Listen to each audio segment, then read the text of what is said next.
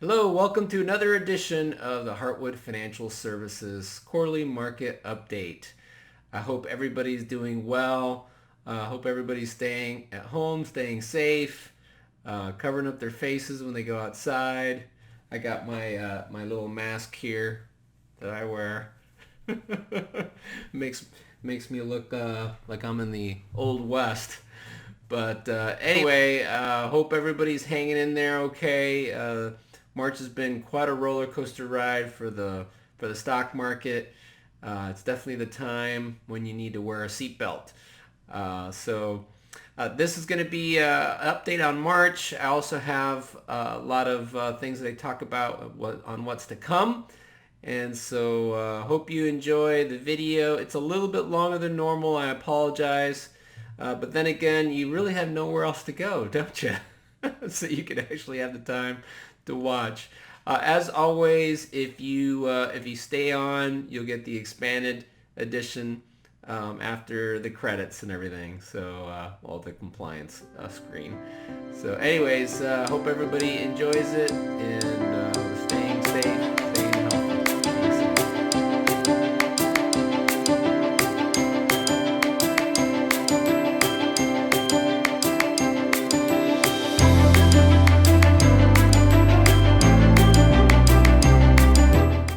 Well, let's kick off the update with the asset class returns.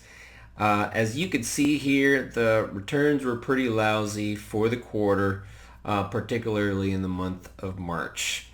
Large cap stocks were down 12% and down almost 20% for the year. Small cap stocks down 22% with more than 32% year to date. Real estate down as well, actually did a little bit worse than large cap stocks, minus 14, almost 15%, and down almost 20% year to date. The international stocks pretty much falling in line as well, down 14.29 for the month and almost 24 year to date. And emerging markets as well, down 16.9, down 24.61 year to date. A couple bright spots. Fixed income was up a little bit year to date, 2.41, although even fixed income was down a little bit in March. The red is the high yield. High yield underperformed, down about 9% for the year, almost 10% for the month. And I had commodities in here. I took it out because we really don't have commodities in the portfolio. We mostly use gold. So gold is actually another bright spot, up 5% or so for the year, up 2.5% for the month. So as you can see, having some diversification into fixed income and gold did help out a little bit, but for the most part, most of the market really took it pretty hard for the month and so far for the year. Well, the first thing I'd like to highlight for the market update is just the speed of the crisis.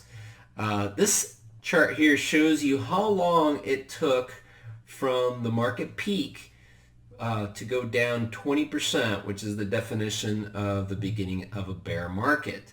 And you can see the dot-com bubble, the great financial crisis, even in the 1987 flash crash. These normally take months, at the very least several weeks. But what we saw with the COVID-19 is it literally took 16 days to go from peak to down 20% to be considered a bear market. So this was one of the fastest, well, as you can see, the fastest move downward, like a waterfall essentially, that we've seen ever. And so that explains why a lot of people were caught off guard and really didn't have much of an opportunity to mitigate any of the losses until it was essentially too late. So this is the Johns Hopkins University website dashboard. You may have seen this. I won't take up too much time because I'm sure you've had enough of this in the news, but we're up to 1.3 million confirmed cases now. Unfortunately, the United States is leading the way with over 352,000 cases. So this is the cause of all the market turbulence, of course. There's been many deaths. Luckily, in the 1 to 2% range. Not lucky for the people, obviously, that are dying and their families. My heart goes out to them. But what we experienced in the market in the month of March was unprecedented. I have not seen the market volatility and reactions and the panic since 2008, 2009. I'm not gonna lie, it was pretty crazy. And there's still a lot of questions unanswered. When are we going to have a vaccine? Is the social distancing working? Is it peaking? We fortunately do have some clues based on what's happened in other countries that have been weeks and even a couple months ahead of us. So we'll take a look at a little bit of that in some of the following slides to give us some ideas of maybe what we can expect. But this is what we're facing, and next thing I'll be looking at is just some of the reactions by the Fed and the government to help combat the economic consequences of all this social distancing we've been doing. Okay, there have been some record and bazooka size, I jokingly call it, stimulus packages that have come into place to help out the economy. And I thought this chart was helpful because it shows you the difference in the size between what we did from a fiscal stimulus back in 2009 versus here in 2020. So you could see as a percentage of GDP, it's almost twice the size. And this is just the fiscal package called the CARES Act that I'm going to talk a little bit more next. But the Fed had also done some things back in 2009. This time around, they've done even more, and again, even quicker. And that is one of the reasons why the market has stabilized some. They've been out buying bonds in the open market. They've been really helping out with the lending facilities, just adding liquidity to the marketplace, which has made a significant difference, I've noticed already. And so that is making me feel a lot better about possibly not going back to those lows that we saw around the middle of March.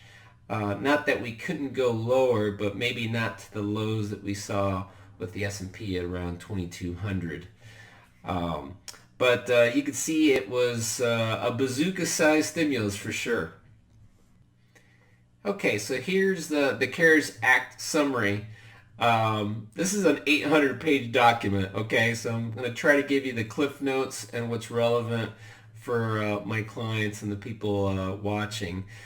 So basically, we got individuals and businesses that were targeted. On the individual side, they're pushing out the deadline for contributing to IRAs. So if you were thinking about doing it, now that the market's down, it might be a very opportunistic time to do it, and you get more time to do it. It's going to go out to your tax filing deadline. We also have the delay of tax filing until July 15th. That's going to come in handy, including myself. RMDs have been waived for 2020.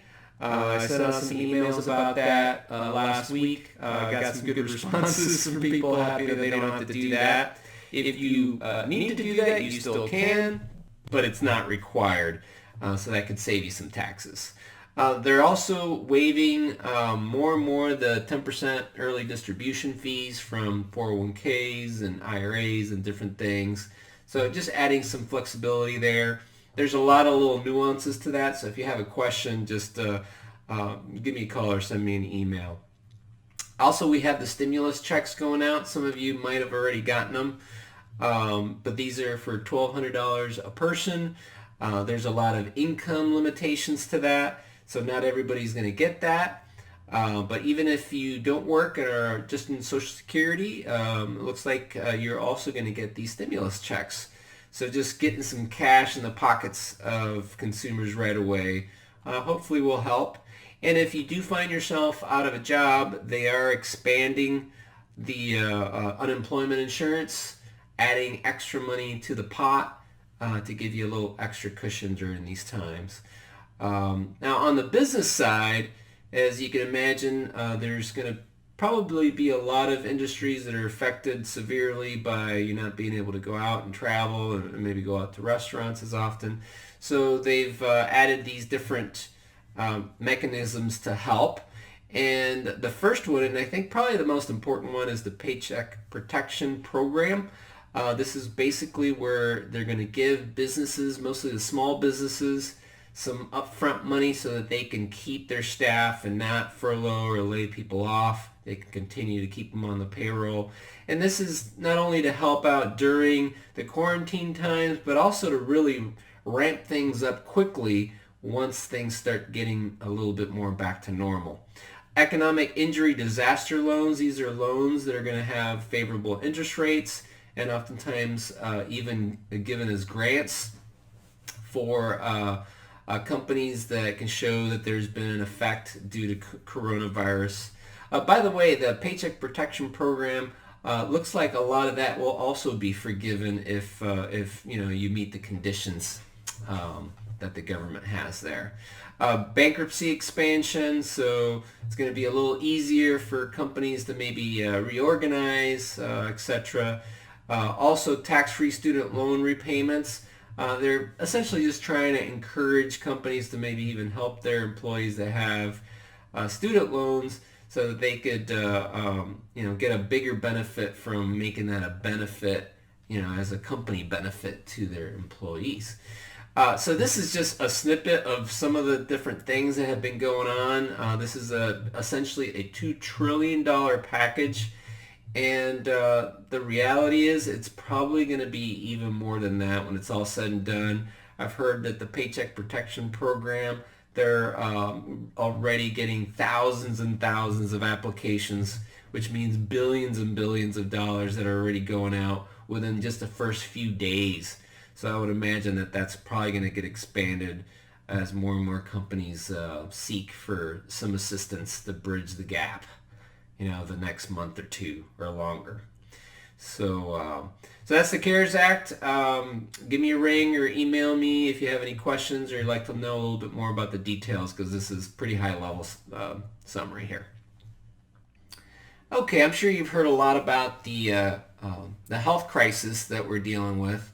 I talked a little bit about how the financial markets have reacted to that. But this is a chart here that I wanted you to see that shows what the actual economic impact is going to be. And not just for the U.S., but globally. And so what's kind of neat, Reuters does this poll of economists. And what you can see here is over the last several months, they've looked at GDP growth to be pretty positive in the 3 to 4% range. And then March and April came around and it essentially dropped like a rock. So now we're looking at a range for the most recent poll of -2 to about -6% GDP, which we haven't seen basically since 2008. And so the actual economic effects could be real, could be very real, and hopefully it will be mitigated by what we're doing and the quarantining and the social distancing and all that, which is obviously what's causing the economic pain. But hopefully it will work and we can resume back to normal quicker than maybe some of these economists were looking at in this scenario. We shall see. Okay, and then the most tragic part of this health crisis as it pertains to economics is, of course, this chart here, which shows the last couple weeks have had skyrocketing unemployment claims. You could see that during the last 20, 40 years, it's been pretty low with only some spikes in 2008. Those are some of the biggest spikes.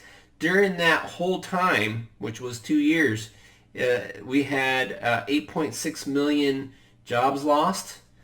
Only in the first 2 weeks, we've already had 10 million unemployment claims. And so this is probably going to get a little bit worse before it gets better. The hope, of course, is that these are all temporary losses, and maybe even some will get hired back once the businesses get their loans. But it is truly a shock, and the market's just trying to digest this. Of course, we're going to see a little bit more of this, and I just want to prepare you for some pretty ugly numbers, but also to remember that the stock market was already anticipating this. This is why we had the 30+% dip in March. We are hopefully starting to see the light at the end of the tunnel.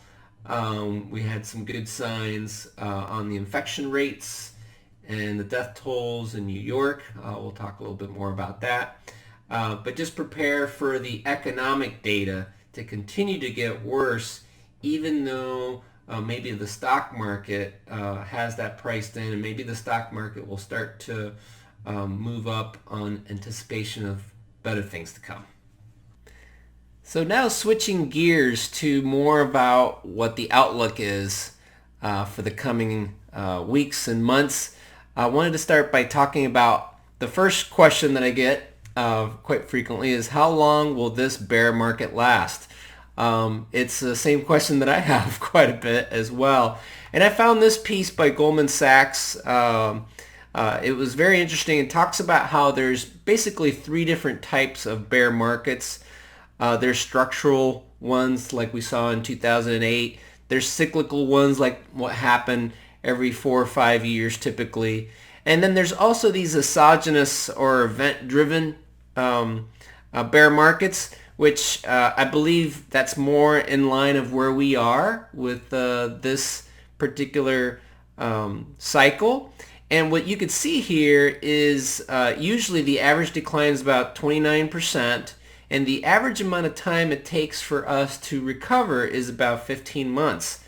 And even though our steepest part of the decline was a little bit more than that at the worst, I think this is probably a pretty realistic time frame. Some are a little bit more opportunistic since it was down so fast, and maybe things will come up a little quicker.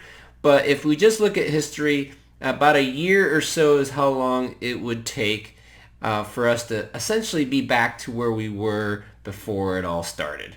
And so that doesn't seem too far away, right? All right, well, I've heard a very good point brought up many times about the virus. If you know where it's going, you can also kind of see where the market is going. So that's why I wanted to show you these charts here.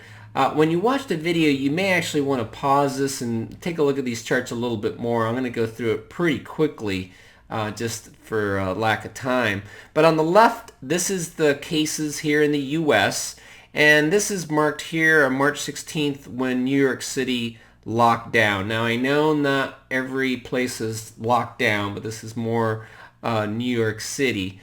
And you can see that from the time that it locked down, the cases still spiked quite a bit. Now, this was the same thing that happened in South Korea. So South Korea is a case study here. They locked down in the late February, and it took them 9 days for them to get to peak cases. Okay, so obviously New York has taken a little bit longer than that. Korea was probably one of the fastest to get to peak cases. And then a total of 21 days till they got to peak active cases. In other words, the total amount of people that were infected, at least that they knew. And so that's a pretty quick turnaround, and you could see how the new cases went down pretty dramatically after that. So if we extrapolate a little bit and maybe add a little cushion, because we're probably not doing this quite as efficiently as South Korea, you're looking at maybe 30 days from March 16th. So you're looking at maybe the middle of April. If you add a little bit more, maybe the end of April, that we'll start hitting peak cases in New York City and possibly around the world. So that's a very optimistic way to look at it, because I think the market has been pricing in some pretty bad things. And if things start to turn around, if the economy starts to turn around a little bit, because we are allowing folks to start to get back out again after the month of April and possibly middle of May, I think that could be a good sign for the economy. The tricky part is, of course, we're not going to all just run out and start, eating at restaurants and flying around the world and taking cruises, most likely, in the month of May. But, things will start ramping up little by little, and that will certainly ease some of the pressure that's been on the economy. Okay, for those of you that have been reading my emails over the last couple of weeks, you know that I've been using a base case for the market and the economy of a sharp decline, but a quick decline. And so I found this chart here that did a pretty good job of explaining what that would look like. This is a Goldman Sachs Global Investment Research chart. And you can see right at the beginning here, we get from Q1 to Q2 a pretty sharp negative GDP hit. Now this is Goldman Sachs's estimate, but it's a pretty severe hit of up to 25% negative growth. But then you could see for Q3 a pretty significant hike in GDP in the 10+% range, which then it gradually kind of gets back to normal. Again, you may want to pause and check out this chart. It shows a lot of other little detail, all the different colors or all the different aspects of what's creating that to go up, after the big decline. But as you can see here, there's going to be a lot of pent-up demand, the fiscal stimulus. There's going to be a lot of reason why things are going to jump back up. Maybe not as quickly as it's looking at here, but maybe not as severe either. So, we'll just have to wait and see. And for those of you that have been following my emails and watching these videos, you know that I've been pretty neutral with my allocation really since the end of last year. But now with the market taking a pretty big hit, I am getting a little bit more optimistic about the next 12 months or longer. But again, since there's so much uncertainty with this virus, I'm being very patient. And a couple of the things that I've been looking at, I've been looking at the volatility and also have been looking at oil. So here I'll show you a little bit about the volatility. This is very interesting. You could see here that back in 2008, the VIX, which is the measurement of the volatility of the S&P 500, got into close to the 80s back at its peak. And what you can see here recently, it actually eclipsed that. It's pretty amazing. This is what I was talking about, a couple of weeks ago, that things were crazy. Now the good news is what we're seeing is that there has been a significant drop from the 80s into the 40s as of, I think I got that number yesterday. It was down even a little bit more today. And so with the VIX in the 40s, that's still looking at about a 2 to 3% average movement daily in the S&P 500, which is still a lot higher than normal. But it's significantly down from where it was. And as that VIX gets closer into the 40 and 30 range, that's when I'm going to probably start to be a little bit more opportunistic with my rebalancing of the portfolios. And also looking at some other factors may even start changing the allocation to go a little bit more aggressive. Of course, there's still a lot of things that I'm watching there before I do that. So of course, you heard me mention that I've been watching oil. When oil took this big hit, that was essentially to me the next shoe to drop. That's when I knew we were going into a recession, and it didn't look like there was really any way out. And so you could see that there was a massive drop here in March. But fortunately, as you can see here, we have seen a little bit of a bump up in oil. Now, oil has different factors that make it go up and down. Recently, with the demand lower because nobody's flying and taking cruises and driving around, oil prices drop. But then on top of that, Saudi Arabia and Russia get into a little price war. That didn't help. Now, what we're seeing with this blip here is more on the supply side, because now Russia and Saudi Arabia, brokered by the United States, is starting to talk and maybe going to have a deal on their production goals. So we'll have to wait and see, but those are some good signs that maybe oil is starting to stabilize. There may be more bad news to come because the demand side is still pretty weak. But I think we're getting pretty close to a bottom there with oil prices as well. We'll have to see. And this is definitely another piece of the puzzle that I'm closely monitoring. So I always like to leave you with something encouraging and inspirational. And this coronavirus has been pretty tough on us, on our families. Our lives kind of screeched to a halt in some cases. And so the reason I want to bring out this message is to show you that maybe it's an opportunity, maybe it's a God-provided reallocation of your life, because you're getting a chance to slow down. And so I'll just read this to you real quick. One of the most cited cultural complaints today is how busy we are all. Consider it a gift to be forced to slow down and use our time to think about what your priorities are. Remember these resolutions you have made at the first of the year? Perhaps this is a do-over, including extra time to turn those resolutions into habits. So maybe it was reading more or praying more or spending more time with the family. Well, I think you might have those opportunities now. So maybe it's a good chance to rededicate those resolutions and try again. We definitely have an opportunity to do that now. Thanks, everybody. Have a blessed one, and we'll see you soon.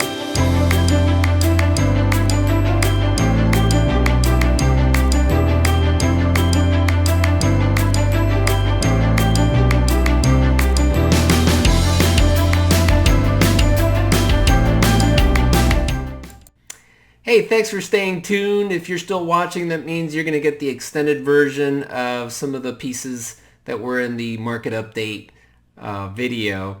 This slide here is a slide that I wanted to include so you could see why the Fed and mostly Congress has put together this massive stimulus plan. And it's really just to bridge the gap that a lot of small businesses have. I apologize, it's a little small, but basically the gist of the graphic is to show you that basically the average small business has 27 days of cash buffer. And then they break it down by industries, where restaurants are really only about 16 days. And it gets a little better for retail and the hotels and medical offices and things like that. But on average, you're looking at less than a month. So that's why it's so important for the stimulus to help out with the payroll protection plan and those emergency loans, and for them to go out very, very quickly. Because if not, we could see a lot of bankruptcies. And once you go bankrupt, it's pretty tough to come back. So the secret here is to try to keep as many businesses open as possible. Now, if you've seen any of my videos, you've seen these leading indicator charts. this is pretty much as expected. You can see the average of all the different indicators is pretty much right in the recession zone, just as predicted. We've had lots of indicators come down, the unemployment numbers, the manufacturing numbers, services numbers, all looking much worse. And that's mostly just recent. So this is basically just a confirmation of what we already know. What's interesting, because things are happening so fast, these leading indicators are almost not very helpful. And so I'm also thinking that things are going to change so quickly back that maybe it won't be quite as helpful as they have been in the past. So this is going to be more for kind of seeing where we've been and confirming where we are, rather than as a predictor, because of this event being so quick and coming out of the blue. Okay, so this is where I can get my nerd on. It's my famous math of the market chart. A couple things that I want to point out to you on the changes here is the earnings estimates have gone down pretty significantly, although a lot of people say that they could continue to come down even more. I average in several different earnings forecasters to put that number in. And so right now it's at a negative 11% earnings per share growth for 2020. Now the market actually had a really good day today. So I put in the number as of the end of the market today on Monday, the 6th, at 2663.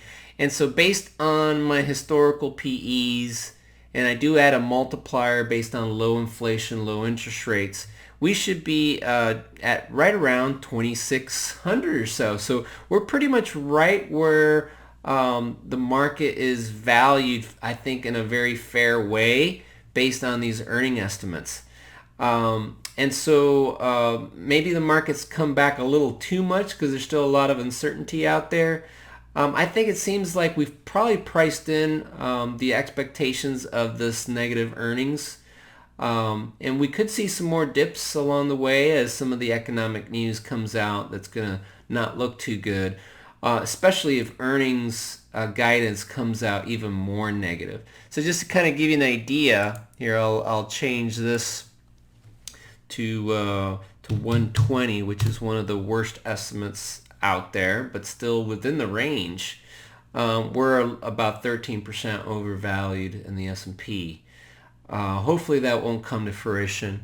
In fact, on the flip side, if things are not as bad as some expect, we could even see, even with negative earnings. Interesting, right? Even with negative earnings growth for the year, we could still see an 11% return in the market, just because we've fallen down so much in the valuation. So this is how the math of the market works. It shows us pretty nicely where we are, takes the emotion out of it, just looks at the facts and the data. And so based on just what we had on the estimates, we're pretty fairly valued at this point. So that's why I'm being very patient, watching this along with the VIX and the oil prices and all these other things to see if we should really start ramping up the risk or not. But as you can see, I'm pretty patient right now because it seems like we're pretty fairly valued based on these earning estimates. Last couple points to make here. I wanted to show you the S&P 500 dividend yield versus the 30-year Treasury yield. This is pretty interesting because this divergence, or convergence I should say, hasn't happened since 2008, where the 30-year Treasury yield, which is the orange, has actually gotten lower than the S&P 500 dividend yield. And whenever that has happened, as you could see back here in 2008, that has presented some pretty good opportunities to buy stocks versus bonds. So this is definitely a signal that makes me a little bit more opportunistic in looking at stocks versus bonds. But this is definitely not a market timing tool. This is more of a longer term trend to look at. But pretty interesting. You basically can make more money just owning stocks versus bonds, even if the stocks don't do anything, as long as they don't go down, right? And this is the very last chart here. This is interesting. It shows companies with insider buying outpacing selling. We've seen this happen back in 2008 and then a little bit of that in around 2011, right when the market was really starting to make some big moves up. You could see in the yellow here that the buying has outpaced selling dramatically, like we saw back in 2008. Again, not a great market timing tool, but it is a good long-term trend. When insiders are buying a lot more than selling, that's probably a sign of good deals, good values in their own stocks. So another good sign for us who want to be opportunistic and maybe pick up some good deals here as well. Thanks for listening, guys. Talk to you later.